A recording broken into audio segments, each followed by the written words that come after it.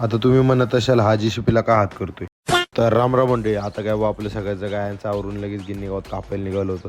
आणि ते आता तुम्ही बघा सकाळी एवढं भारी मस्तपैकी व्ह्यू असलं, कोणाचं मन नाही करणार सकाळी एवढं लवकर उठून गायांचं आवरायला. मग काय आपला गाडा पार्किंगला लावला आणि लगेच वावरत गेलो गिन्नी गावात कापायला. तर आपलं गिन्नी गावात कापून झाल्यावर मोठी गाडी पुढे घेतली, कारण की दुपारी लसणाला आणि गिन्नी गावताला पाणी सोडायचं होतं. मग काय आपलं पाईप सरळ करून आपण लगेच निघालो गाडी भरायला.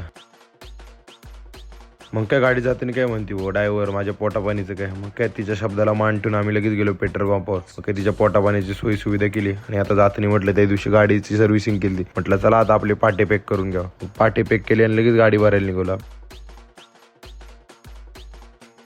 मग काय गेल्या गेल्या लगेच आपली गाडी भरून घेतली आणि मग ते मी उतरलो निम्मेतून, कारण की आज आपल्याला नेमके गावात जाऊन एक काम होतं. त्यात गावात गेल्यावर ही तिघं भेटले आणि त्यात आता तुम्ही म्हणत असाल रॉयने येड्यावानी का करते, तर याला चावलं होतं पिसळलेलं उंदीर, तर त्याच्यामुळेच तो जरा येड्यावानी करत होता. मग काय आम्ही तिघं नीट ठरवला ना आम्ही लगेच निघालो डॉक्टरकडे घेऊन. तर मग काय आम्ही डॉक्टरकडे तर काही गेलो नाही, पण आम्ही गेलो बँकेत. आता बँकेत गेलो बघतोय तर काय बाबूदा तर खुर्चीच्या पायाचं ऑपरेशन करत होता. पण हा इकडे प्रितेश लगेच बॉटल कोणाचं हृदय बनवत होता, काही तपास नाही. आता घरी गेल्यावर लगेच आपल्या विहिरीकडे मोटर चालू करायला गेलतो, पण आपल्या काही विहिरीत पाणीच नव्हतं. मग काय आपल्या खड्ड्यातलं पाणी दिलं लगेच विहिरीत चालू करू. तर आज काय भाऊ आपल्याला पुण्याचा परतीचा प्रवास होता, तर त्याच्यामुळे हे दोघं आता आपल्याला बोटाला सोडवायला निघाले होते. आपलं काय भाऊ मस्ती माझ्या मस्ती करत निघालो होतो. आता तुम्ही म्हणत असाल हा आत्ताच पुण्यावरून आलाय आणि लगेच पुण्याला का बरं चाललाय, तर आता आपल्याला उद्या जायचं होतं कॅम्पला रतनगडला.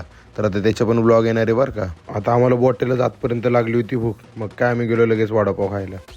मग काय आपलं आवरून लगेच आपण आलतो हायवेला. आता हायवेला तुम्ही म्हणत असाल आता ही येड्यावानी असे गाणं असतील, तर आता मला पुण्याला जायसाठी थांबायचा होता ट्रक, पण आता ही ट्रक सोडून जीसीबीलाच हात करायला लागले. आता मला तर वाटतं हे काय मार खाऊन सोडतात व शेवटी. आता ह्या विषयावर घेतो रामराम. तोपर्यंत तुम्ही लाईक आणि फॉलो करून ठेवा. भेटू पुढच्या व्लॉगमध्ये.